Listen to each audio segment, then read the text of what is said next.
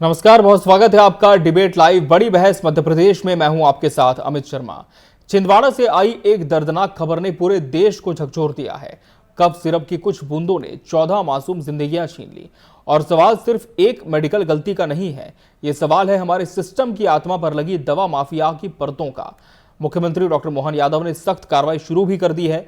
Doctor suspend, medical store का licence cancel, Coldrif syrup और उसकी पूरी रेंज पर बैन लग चुका है। मुख्यमंत्री ने अपना जबलपुर दौरा रद्द कर सीधे परासिया जाकर पीड़ित परिवारों से मिलने का फैसला लिया। दूसरी ओर केंद्र सरकार ने सभी राज्यों को एडवाइजरी जारी कर दवा कंपनियों की क्वालिटी, सुरक्षा और मानकों की जांच शुरू कर दी है। लेकिन कांग्रेस ने सवाल दागा है कि क्या जिम्मेदारी सिर्फ एक डॉक्टर की है या पूरी सरकार की? क्या ये एक व्यवस्था की बीमारी है जो डॉक्टरों, कंपनियों और सिस्टम के गठजोड़ से पनप रही है? आज इसी विषय पर हम चर्चा करेंगे कि कौन है असली गुनहगार, लापरवाही, लालच या लचर व्यवस्था। उसके पहले पेश है एक खास रिपोर्ट।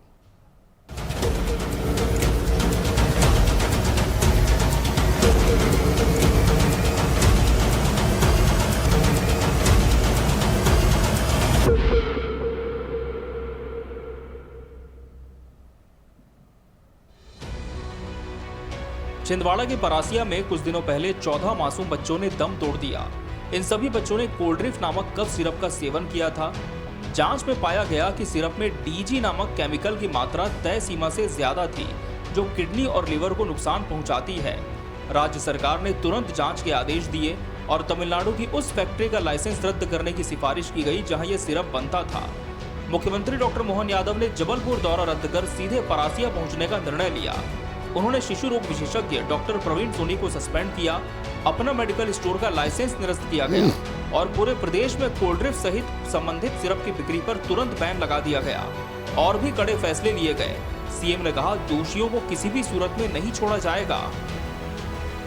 जो तमिलनाडु की फैक्ट्री थी, उस फैक्ट्री की दवाइयों को भी बैन किया और 2 फैक्ट्री की और जानकारी आई है, उनको भी हमने बैन करने के लिए लिखा है। और मैं मान के चलता हूँ कि जहाँ ये दवाइयाँ बनती है वहाँ की दृष्टि से सरकार को भी उनको हमने लिखा और भारत सरकार को भी लिखा कि इनके खिलाफ खासकर तमिलनाडु सरकार ने वहाँ उस फैक्ट्री की जहाँ दवाई बनती थी वहाँ ये इस प्रकार की चीज़ों को भी पाया गया कि वो मानवीय दृष्टि से आपत्तिजनक थी।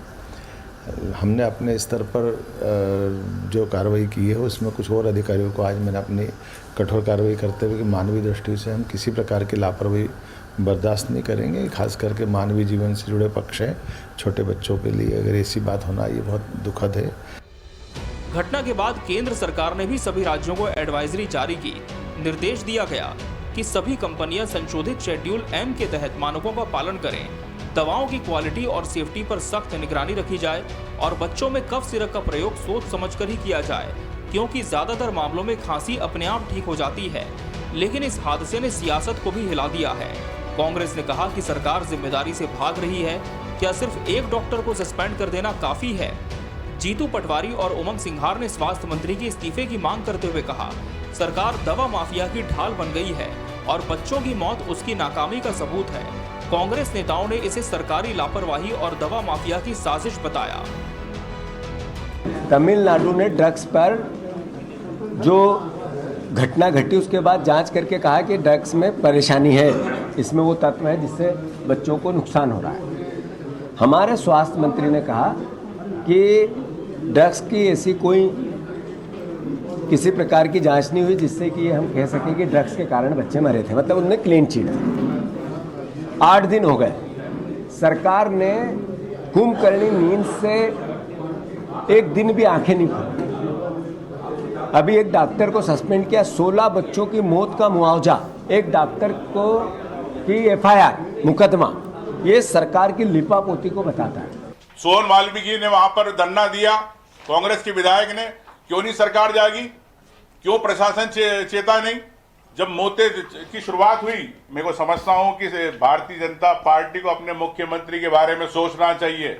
ऐसे मुख्यमंत्री जो असंवेदनशील है, जो प्रदेश के अंदर बच्चों की आप नहीं फिक्र कर पा रहे हो, किसान और युवाओं की दूर की बात है, तो मैं समझता हूं कि मुख्यमंत्री जी को इस पर तत्काल एक डॉक्टर के बजाय उस कंपनी में क्यों नहीं आपने केस दर्ज किया? डॉक्टर्स, अस्पताल और फार्मा कंपनियों का गठजोड़ कोई आज की कहानी नहीं, बल्कि दशकों पुरानी वो जड़ है जो अब एक विषैली बेल बन चुकी है। जहां कभी डॉक्टर भगवान का रूप कहे जाते थे, आज वही पेशा ब्रांड प्रमोशन और कमीशन नेटवर्क का हिस्सा बन गया है। फार्मा कंपनियां मुनाफे की दवाएं बेचती हैं, डॉक्टर्स को गिफ्ट, विदेश यात्राएं और सेमिनार के नाम पर प्रभावित करती हैं। अस्पताल इस चक्र की तीसरी कड़ी है, जहां मरीज अब रेवेन्यू यूनिट बन चुका है। अब सवाल है, क्या ये मामला सिर्फ एक डॉक्टर या कंपनी का है, या ये पूरा सिस्टम ही बीमार है? क्या डॉक्टर्स और फार्मा कंपनियों का गठजोड़ बच्चों की मौत की वजह बन रहा है? और क्यों दवा दुकानों पर निगरानी नहीं है? Bureau report, TV 24 news.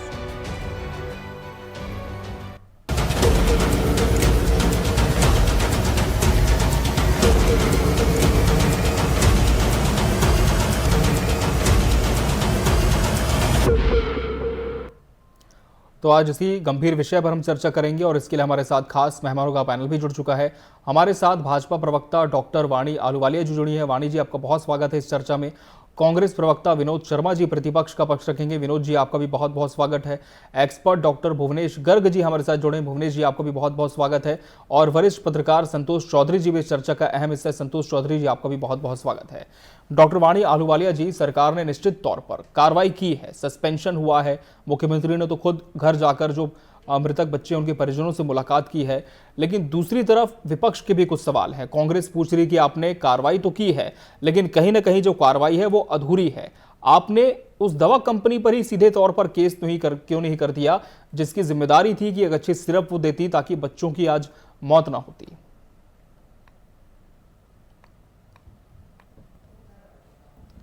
माफ कीजिए मैम, शायद आपका माइक म्यूट है, आपकी आवाज हम तक नहीं पहुंच पा रही है।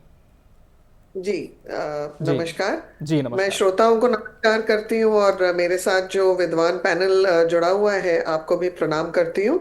ये बहुत बड़ी ट्रेजेडी है। ये जी। बहुत गंभीर और बहुत संवेदनशील मुद्दा है। और माननीय मुख्यमंत्री जी ने, जैसे कि हम हमेशा देखते हैं, बहुत सेंसिटिव हैं, बहुत संवेदनशील है ऐसे मामलों पर, और कहीं भी लापरवाही होती है तो उनके सख्त निर्देश हैं, किसी को भी बख्शा नहीं जाएगा। तो सरकार और जो पूरा प्रशासनिक तंत्र है उसको भी इस नियंत्रण में करते हुए मुख्यमंत्री जी बहुत स्पष्ट कर चुके हैं। उनके जो एक्शंस रहते हैं उससे भी जनता को ये बहुत स्पष्ट एक मैसेज मिल जाता है कि मुख्यमंत्री जी किसी को नहीं बख्शने वाले हैं। और उसी अंतर्गत उन्होंने कार्यप्रणाली अपनी शुरू कर दी है और ये देखिए क्रमबद्ध तरीके से है। जैसे कि अभी सेंट्रल ड्रग कंट्रोलर और जो national centre of disease control है, सेंट्रल ड्रग स्टैंडर्ड एजेंसी जो है हमारी, सेंट्रल ड्रग कंट्रोलर हिमाचल का और तमिलनाडु का ड्रग कंट्रोलर है, वहां पर जो संवाद स्थापित किया है और ये सूचना दी है कि जहां जहां की मैन्युफैक्चरिंग है उसकी ड्रग्स को विड्रॉ ही नहीं करना है, बैन भी करना है। उस कंपनी की अन्य बाकी ड्रग्स को भी विड्रॉ करना है। जहां जहां स्टॉकिस्ट के पास है वो भी जब्त करना है स्टॉक। घर घर आंगनवाड़ी केंद्र की जो सेविकाएं हैं वो जाकर जो घर पर बने पड़े हैं ये मेडिसिन का जो बचा हुआ माल है उसको भी जब्त कर रहे हैं, उसको भी हिरासत में ले रहे हैं।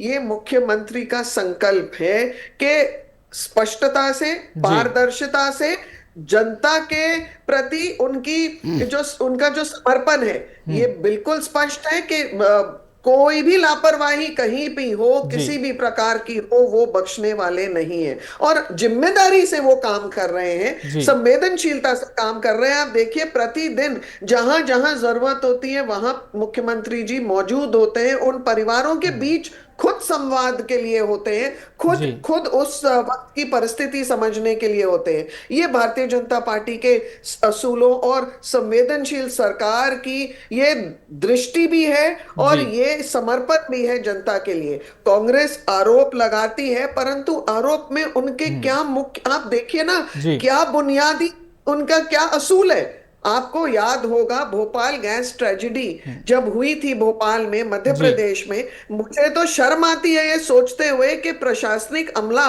खुद गुनहगारों को भगोड़ा बनाने में के लिए वहां पर मौजूद था, उनकी मदद की थी और फिर कितने वर्षों तक डंडे बस्ते में रहा ये सब। ठीक है विनोद शर्मा जी, इनको- जवाब दीजिए। ये इतनी सरकार संवेदनाएं कार्रवाई कर रही करते है, हुए लेकिन श्लोक- क्यों फिर ये लग रहा है विपक्ष को कि जो कार्रवाई है वो काफी नहीं है? क्या और ठोस कार्रवाई की आशा रखनी चाहिए? आपको नमस्कार और आपके दर्शकों को नमस्कार, जी, नमस्कार। आपके विद्वान पैनलों को नमस्कार। वाणी जी बोल रही थी, मैं भी सुन रहा था। ये कांग्रेस बस की बात नहीं है। जी इतनी घोर लापरवाही, इतनी घोर, जितनी निंदा की जाए कम है। जब शुरुआती दिनों में ये घटना छिंदवाड़ा से प्रारंभ हुई जी और छिंदवाड़ा से प्रारंभ होकर के घटना आई, हमारे वहां के जो विधायक हैं सोहन वाल्मीकि ने, उन्होंने कलेक्टर को पत्र लिखा और सबको पत्र लिखा। जी मैं आपको उसी दूसरे दिन का बयान अपने हमारे, चूंकि रीवा के ही हमारे स्वास्थ्य मंत्री हैं राजेंद्र जी। शुक्ला जी, जिनका उसूल है पैसा हो चाहे जैसा भी हो, उनके एक दिमाग में उनकी गाइडलाइन है, जी। पैसा हो चाहे जैसा भी हो। तो राजेंद्र शुक्ला जी का मैं बयान सुना सकता हूं आपको, अभी सबके सामने सुना सकता हूं। उन्होंने बोला कि ये कोई कप सिरप से ऐसी मौत नहीं हो रही है, सब निराधार है। जब उन्होंने क्लीन चिट पहले ही दे दी, एक उप जी। मुख्यमंत्री, एक स्वास्थ्य मंत्री क्लीन चिट दे दिया, तो बचता क्या है?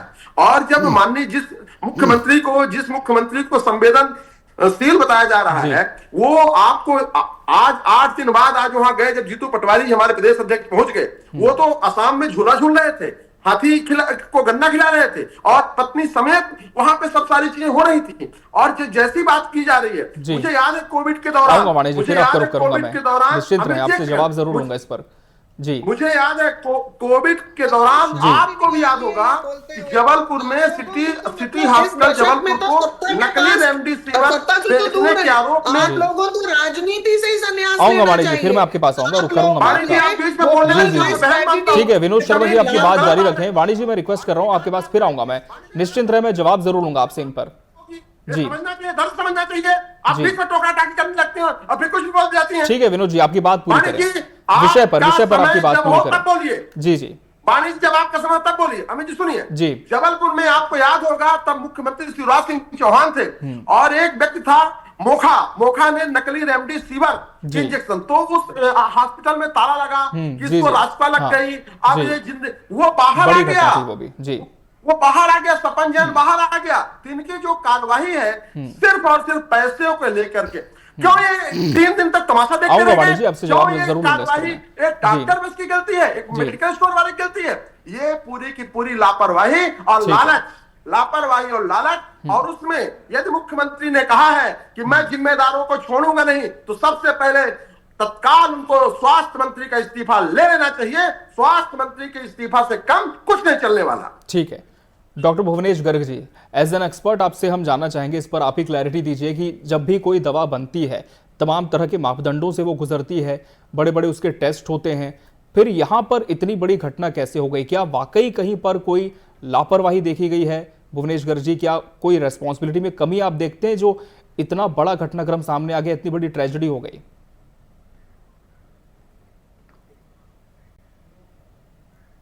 सर आपकी आवाज नहीं मिल पा रही, एक बार आप माइक चेक कर लें प्लीज, शायद माइक म्यूट है आपका।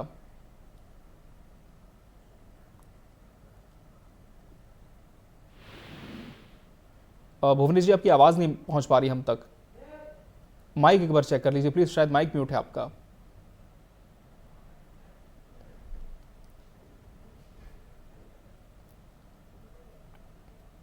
जी भुवनेश जी, आप सुन पा रहे हैं मुझे? हाँ, आपको सुन पा रहा हूँ, आप सुन पा रहे हैं मुझे? जी सर, अब आपकी आवाज आई जी, आपकी बात रखें। हाँ, तो मैं बहुत बेसिक सी मूलभूत बातों की तरफ लेके जाना चाहता हूं सबको कि हमें ये देखना होगा कि हमारे देश में दवा निर्माण और दवा वितरण की व्यवस्था क्या है। जी। दवा निर्माण का बहुत सीधा सा सिद्धांत है कि कंपनी को सरकारी व्यवस्थाओं से, चाहे वो स्टेट की हो चाहे केंद्र की हो, परमिशंस लेना है और उसके हिसाब से निर्माण करना है। जो भी फार्मूला, जो भी चीज वो उसके अंदर जाहिर करते हैं, जिसकी अनुमति लेते हैं, और उसके वितरण के लिए उनको उन एजेंसियों से बात करना है, उन एजेंसियों से परमिशन लेना है जहां पर उनको उस चीज को वितरित करना है। यहाँ बहुत दो बेसिक सी चीजें जो मैं आपके सामने रख रहा हूँ कि ये श्रीसन कंपनी की जो बात हो रही है बार बार, ये 1990 में कंपनी बनी थी और 2009 में ये कंपनी राइट ऑफ हो गई थी। उसके बावजूद ये काले पर्दे के पीछे से 60 से ज्यादा प्रोडक्ट बनाती चली आई है। तो इसका सीधा सीधा अर्थ है कि कहीं ना कहीं केंद्र सरकार राज्य सरकारों के बीच में इस कंपनी में बैठे हुए जितने मगरमच्छ हैं वो अपने घड़ियाली आंसू बड़े बड़े नेताओं को पिला रहे होंगे जिन्होंने इसको क्लीन चिट दी होते सही। नंबर 1। नंबर 2, जिस हम बैच 13 की बात हमारे सामने आ रही है वो बैच 13 सिर्फ मध्य प्रदेश में भेजा गया है ऐसा सुनने में आ रहा है। तो जितने बैच बाकी स्टेट्स में थे उन बैच में 0.1% जो ग्लाइकोल की मात्रा मिलाई जाती है किसी भी सॉल्वेंट के तौर पर वो थी, लेकिन मध्य प्रदेश में भेजे गए प्रोडक्टों में 48.6% पाई गई डाइथाइल ग्लाइकोल और इथाइल ग्लाइकोल की, जिनको हम डीजी और ईजी कहते हैं। ये बेहद बेहद खतरनाक, बेहद शर्मनाक, बेहद आपराधिक किस्म का मामला है। और इसमें जो भी नेता मंत्री, जो भी इसको परमिशन देने वाले, जो भी इसके ऊपर हफ्ता वसूली करके आंख बंद करने वाले लोग हैं, चाहे वो कितने भी बड़े पद पर बैठे हों, उसमें चाहे वो भाजपा कांग्रेस की नोरा कुश्ती क्यों ना हो रही हो, मैं बहुत सीधी सी बात कहता हूं कि इसमें जो भी बैठा है, जिसने भी इसमें अपनी उंगलियां डुबोई हैं, उसको करना चाहिए। और दूसरी जो सबसे इंपॉर्टेंट बात है कि आज आप एक डॉक्टर को निलंबित करके क्या कर लोगे? उस डॉक्टर ने दवाई नहीं बनाई, उस डॉक्टर को जो दवा आपने जेनेरिक परमिशंस के तौर पे वहां पर उपलब्ध करवाई है, वो डॉक्टर वो दवाइयां लिख रहा है। वो डॉक्टर ये नहीं जानता है कि इसमें क्या कंपोनेंट है, क्या मिलावट है, क्या जहरीला तत्व है। हाँ, मैं डॉक्टर की गलती ये मानता हूं कि उसने किसी मेडिकल स्टोर से टाई अप किया हुआ था, वो लगातार धड़ल्ले से एक ही प्रोडक्ट वहां से ले रहा था। वो उन प्रोडक्टों को बिना ये देखे कि इनसे मरीजों की तबीयत खराब हो रही है वो लिखता चला जा रहा था। उसको स्वतः इस मुद्दे पर संज्ञान लेना चाहिए था, उसको प्रशासन को चेताना चाहिए था कि एक मरीज की तबीयत खराब हुई, 2 मरीज की तबीयत खराब हुई, इस सारे बैच को रोकिए। लेकिन दुर्भाग्य से ऐसा नहीं हुआ, क्योंकि हमारा सामाजिक सरोकार इतना वाहियात हो गया है पिछले 70 सालों में कि हम जेब में पैसा हो तो डॉक्टर को अस्पताल की भीड़ में ना दिखाकर उसके घर पर जाकर दिखाना पसंद करते हैं। और धीरे धीरे ये व्यवस्था पूरी तरह से चौपट हो गई और ये गलबैया बहुत तेजी से आगे बढ़ गई, जिसमें डॉक्टर, पैरामेडिकल्स, फार्मा कंपनियां और पूरा जो सिस्टम है वो आपस में एकजुट हो गया। ये बड़ा शर्मनाक है। इस गठबंधन को तोड़ा कैसे जाएगा, ये सवाल सामने होना चाहिए। और दूसरा सवाल ये होना चाहिए कि 2009 से जो कंपनी राइट ऑफ है वो कंपनी प्रोडक्ट कैसे बना रही थी और उसको परमिशन देने वाले, उसका प्रोडक्ट खरीदने वाले, मेरा मानना है कि सिर्फ ये 2 लोग अपराधी हैं जिनको फांसी पर चढ़ाया जाना चाहिए, ताकि हम व्यवस्थाओं को सुधार सकें। हमारे जैसे डॉक्टरों को, जिनके लिए बहुत मुश्किल हो जाता है, जो बेहद कम से कम दवाइयां लिखते हैं, जो मरीजों के लिए चौतरफा कार्रवाई करने की कोशिश करते हैं, उनको सुधार करने की कोशिश करते हैं, उनके लिए बेहद दुष्कर हो जाता है, क्योंकि भरोसा टूटना सबसे बड़ी समस्या है। मेरा ऐसा मानना है, चिकित्सा जगत में डॉक्टर मरीज के बीच का भरोसा अगर टूटता है तो ये बहुत खतरनाक स्थिति होने वाली है, जिसके ऊपर लगाम लगाने की जिम्मेदारी आपकी भी है, मेरी भी है, और हमारे जो भाजपा कांग्रेस के नेता जो नूरा कुश्ती कर रहे हैं उनकी तो सबसे ज्यादा हो जाती है कि इस भरोसे को बचाइए। ये भरोसा टूट गया तो पूरी त्राही मचेगी, मेडिकल सिस्टम कोलैप्स होगा। मेडिकल सिस्टम कोलैप्स होगा तो जिस तरह से ये चीजें घट रही हैं ये बहुत शर्मनाक होंगी। निश्चित तौर पर सर, आपने बहुत सही बात भी कही, क्योंकि एक पूरा सिस्टम चला रहा है, किसी एक ही व्यक्ति को इसके लिए दोषी नहीं माना जा सकता। लेकिन फिलहाल कार्रवाइयों पर तो हम बात करेंगे, लेकिन जिस तरह से संतोष चौधरी जी, कार्रवाइयों की दिशा लगातार आगे बढ़ रही है, लेकिन दूसरी तरफ ये भी अब सवाल आ रहा है कि अब आगे क्या किया जाना चाहिए। एज एन एक्सपर्ट अब क्या देखते हैं संतोष चौधरी जी, क्या वाकई सरकार ने जो अब तक कार्रवाई की है वो बिल्कुल सही दिशा में पहुंची है, या फिर कुछ और भी कदम हमें लेने की यहाँ पर जरूरत है? देखिए, 12 मेंबर्स की जो एसआईटी बिठा रहे हैं जी सर, उसमें मेरे ख्याल से एक्सपर्ट्स को रखना बहुत जरूरी है। गवर्नमेंट ऑफिशियल्स का परसेंटेज आप कम रखिए, मेडिकल प्रोफेशनल्स का ज्यादा रखिए, या मतलब बैलेंस होना चाहिए उसमें। ये पता लगाने के लिए कि एग्जैक्टली, क्योंकि अब ये थोड़ा टेक्निकल है। आप देखिए, ये तो दवाई का जो है फॉर्मुलेशन है, इसमें बहुत सारी चीजें हैं जी सर। अब इसमें अभी ब्लेम गेम से ज्यादा अभी तो ये हुआ कैसे, इस पे जाना बहुत जरूरी है। और पर्टिकुलर उस फैक्ट्री में, तमिलनाडु की जो फैक्ट्री है, पहली बात तो ये इन्वेस्टिगेट करना जरूरी है कि जब ये मैन्युफैक्चरिंग प्रोसेस हो रहा था सिरप का, तो ये बीई का 48.2% उसमें गया कैसे? उस लेवल पे पहले तो तमिलनाडु गवर्नमेंट के साथ में राज्य सरकार को तय करके उस लेवल पे जाना चाहिए कि क्योंकि ये एक सबसे बड़ा एक मतलब एक बेसिक चीज हो जाएगी वो कि जब ये पैच निकल रहा है तो आपने या तो उसमें या तो डेलिबरेटली डाला है या तो ये हुआ है कि आपने इतनी बड़ी नेग्लिजेंस उसमें की है मैन्युफैक्चरिंग में, फॉर्मुलेशन में, कैलिब्रेशन में इतनी बड़ी गलती आपने की है कि मतलब इतना बड़ा अच्छा हो गया। तो मेरे ख्याल से इसको ठंडे दिमाग से करने की ज्यादा जरूरत है। मतलब ब्लेम गेम तो होगा। यस, मैं ये कहता हूँ कि डॉक्टर्स के पास भी जब भी एमआरस आते हैं, मेडिकल रिप्रेजेंटेटिव्स आते हैं, डॉक्टर साहब, माननीय डॉक्टर साहब भी बैठे हैं और भी माननीय सदस्य यहाँ बैठे हुए हैं, जब जाते हैं तो वो अपनी दवाइयाँ जो है उसकी पूरी, मैं तो एक पत्रकार हूँ जो मेडिकल कवर किया था, तो मैं जानता हूँ कि वो जाके वहाँ पे फॉर्मुलेशन की भी बात करते हैं, बहुत सारी चीजें बात करते हैं कि सर जी प्रोडक्ट कैसा है, मतलब इससे पेशेंट को क्या फायदा होगा या इसमें क्या अपग्रेडेशन है। तो बहुत नीचे स्तर पर डॉक्टर्स जाते नहीं है। यूजुअली क्या होता है कि कंपनी वो प्रिस्क्राइब कर देते हैं देखने के लिए कि भाई चलो ठीक है मैं देख के देखता हूँ इसको। अब ये सबसे बड़ी ट्रेजेडी ये है कि जब इस लेवल पे कुछ होता नहीं है कि मतलब एक बार आपने प्रिस्क्राइब कर दिया, वो दवाई चली गई मार्केट में, चली गई मार्केट में, बिक रही है, आपके पेशेंट को बिक रही है, उसके बाद जो आफ्टर इफेक्ट आ रहा है, आई थिंक डॉक्टर्स को सोलली रिस्पॉन्सिबल हम नहीं कह सकते। It is not possible for him. उसके लिए मुमकिन नहीं है कि मतलब उनके लिए मुमकिन नहीं है कि वो हर चीज उसमें पता लगा सके। लेकिन ये बहुत जरूरी है कि ये जो मैं एक बात उठाना चाहता हूँ कि जनरल है ये, एक देखिए एक गुड मैन्युफैक्चरिंग प्रैक्टिसेस होता है, जीएमपी हर फैक्ट्री के लिए होता है, पूरे दुनिया में है, अपने भारत में भी है। उसमें इंस्पेक्शंस होते हैं कि भाई मैन्युफैक्चरिंग कैसी हो रही है, वहाँ पे लोगों का हाइजीन कैसा है, हर चीज का है। तो ये जब, और ये क्या होता है कि औचिक निरीक्षण करते हैं, मतलब ये जाते हैं इंस्पेक्टर्स, लेकिन मुझे लगता है कि हमारे सिस्टम में इतना भ्रष्टाचार है कि आप कई लोगों को, तो मैंने सुना है, भाई मैं तो पत्रकार था, इतने साल रिपोर्टिंग किया हूँ, कि बाहर से ही वो उनको कह देते हैं कि सर देख लेंगे, आप चले जाएंगे। अच्छा, है ना। अब अंदर आके अगर वो फैक्ट्री का प्रॉपर इंस्पेक्शन, ये बहुत बड़ा एलिगेशन सर आपने लगाया। मैं बिल्कुल सर आपका फिर से रुक करूंगा। अभी डॉक्टर भुवनेश गर्ग जी का रुक कर लेंगे, फिर वाणी जी से हम इस पर जवाब लेंगे। भुवनेश गर्ग जी, आपका एक कॉमेंट इस पर। हाँ बिल्कुल, मैं संतोष जी की बात का समर्थन करता हूं। हमारे यहाँ पर हफ्ता वसूली गैंग है, हमारे यहाँ निरीक्षण गैंग नहीं है। निरीक्षण गैंग यूएस एफडीए की आती है हमारे देश में और धड़ल्ले से पूरी सब दवाइयां नष्ट करके चली जाती है। हमारे सिस्टम को पता भी नहीं चलता कि कहाँ क्या हुआ, और वहां पर बहुत क्वालिटी प्रोडक्ट्स बाहर जाते हैं। इसी तरह से जो बात अभी निकल के आई, जो संतोष जी ने बात कही कि एमआर आते हैं, एमआर वाकई आते हैं संतोष जी, लेकिन एमआर तब आते थे जब हम लोग बहुत सख्ती से काम करते थे। अब एमआर आते हैं ये बताने के लिए कि कितना बेचोगे तो कितना कमीशन मिलेगा, कितना बेचोगे तो कितना फ्रिज मिलेगा, कितना टीवी मिलेगा। मैं बहुत खुले तौर पे इस बात को कर रहा हूँ कि आजकल सिस्टम पूरा गिव एंड टेक के ऊपर शिफ्ट हो गया है। नोबडी इज कंसर्न्ड अबाउट कि क्या क्वालिटी होगी, क्या क्वांटिटी होगी। हाँ, यहाँ मुद्दा ये है कि लेकिन चूंकि दवा निर्माण हुआ, दवा वितरण के लिए आई है, ये मुद्दा बहुत सख्ती से पालन होना चाहिए, ताकि फिर, क्योंकि देखिए सामाजिक व्यवस्था चलती रहेगी, वो तो सब जगह चल रहा है। आप हम कितना भी प्रयास कर लें, वो इफ एंड बट्स और गिवन कट्स चलते रहेंगे, उसमें कोई मैं नहीं समझता कि उसको रोक, पर किसी की जान नहीं जाना चाहिए, किसी की जान से खिलवाड़ नहीं होना चाहिए।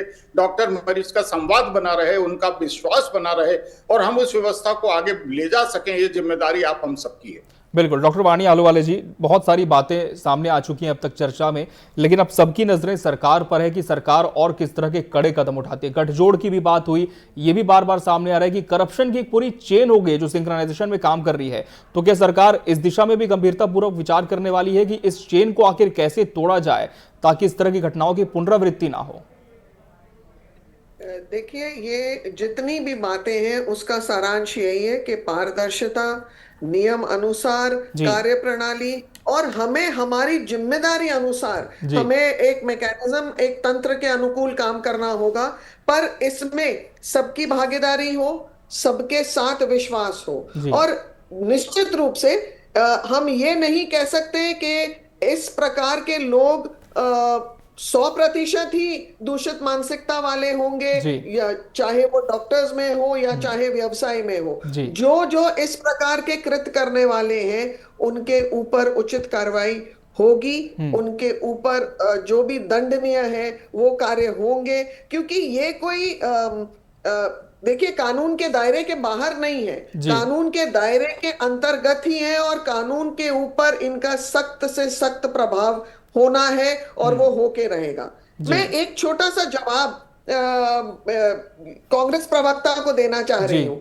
आपने बहुत अच्छी बात कही और आपने कानून के दायरे में रहने की बात कही, तो मुझे ऐसे लगा कि आप शायद सिफारिश कर रहे हैं कि गांधी परिवार के ऊपर डेक्कन हेरल्ड का शिकंजा और कसना चाहिए और भोपाल गैस ट्रेजेडी जैसा एक बहुत मानवीय कृत आप लोगों ने जो किया, आप लोगों ने लोगों को भगोड़ा बनने में मदद की थी, जहां लाखों की तादाद में आज तक भोपाल में उसको भोग रहे हैं, भोपाल गैस ट्रेजेडी को। मुझे ऐसे लगा कि आपने एक स्पेशल सिफारिश की है कि ये सारे खाते खोले जाएं और यहां उचित एक्शन ली जाएगी। स्वीकारती हूं मैं आपका ये जो दिशा निर्देश है।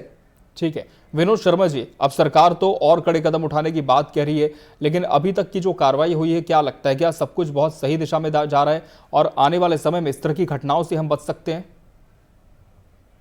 जी, डॉक्टर भुवनेश्वर गर्ग जी की मैंने बात को सुना, संतोष चौधरी जी की बात को सुना। आज बिल्कुल मैं भी बहुत सारे डॉक्टरों के करीब हूं, मैं ये जानता हूं और कह सकता हूं कि गिव एंड टेक का जमाना है, जो एमआर कहता है वो करता है। पर जो ये सरकारी अस्पतालों में खेल है, सरकारी अस्पतालों में खेल, मैं यही कहूंगा कमीशन तुम लोगे तो जिम्मेदारी कौन लेगा? कमीशन यदि ले रहे हो, शुद्ध कमीशन ले रहे हो। हमारे रीवा से राजेंद्र शुक्ला जी हैं, रीवा में पूरे देश में सबसे ज्यादा कोरेक्स की कफ सिरप पूरे देश में सबसे ज्यादा रीवा में बेची जाती है। और उप मुख्यमंत्री रहते हुए राजेंद्र शुक्ला ने योगी की शरण ली थी, आदित्यनाथ सिंह की, कि योगी जी हमारे रीवा में जो खेप आती उत्तर प्रदेश से, इसको रोको। क्योंकि राजेंद्र शुक्ला जी एक व्यवसायी परिवार से आते हैं, उनका पूरा का पूरा ध्यान व्यवसाय उसमें है। मैंने पहले बताया कि पैसा हो चाहे कैसा भी हो, इस कित से काम चल रहा। मुख्यमंत्री जी यदि कहते हैं कि हम जिम्मेदार व्यक्ति को छोड़ेंगे नहीं, तो पहला कदम मुख्यमंत्री को मैं मान लूंगा कि स्वास्थ्य मंत्री की जिम्मेदारी है, वो तब होगी जब स्वास्थ्य मंत्री का इस्तीफा सबके सामने, स्वास्थ्य मंत्री का इस्तीफा वो ले लेंगे, तो मैं मानूंगा कि ये कार्रवाई है। और जो सन फार्मा कंपनी है, उस कंपनी के खिलाफ कार्रवाई होनी चाहिए। ये नहीं कि हम चिट्ठी लिख देंगे, चिट्ठी तो वैसे ही अमित जी चिट्ठी वैसे ही है। मैं आपको फिर वही याद दिलाऊंगा, कोविड के समय की जो घटना जबलपुर में घटी थी और सिटी हॉस्पिटल जबलपुर के वो कर दिया गया था, तालाबंदी कर दी गई थी और मौका को रास्ता लगा के ये कहा गया था, शिवराज सिंह चौहान तब के मुख्यमंत्री थे और वो कहे थे आजीवन ये जेल में सड़ेगा। आज वो खुलेआम छूट गया, खुलेआम घूम रहा। तो कहीं ना कहीं आगे इस तरह की घटनाओं की पुनरावृत्ति ना हो, यही सबकी कोशिश होनी चाहिए और सही दिशा में जो जांच है वो भी जानी चाहिए। बहरहाल समय हमारे पास इतना ही था इस चर्चा के लिए। आप सभी मेहमानों का बहुत बहुत शुक्रिया हमसे इसमें जुड़ने के लिए और इसका हिस्सा बनने के लिए बहुत धन्यवाद आपका। इसी के साथ बड़ी बहस डिबेट लाइव मध्य प्रदेश में आज के लिए फिलहाल इतना ही। मुझे और पूरी टीम को दीजिए इजाजत। नमस्कार।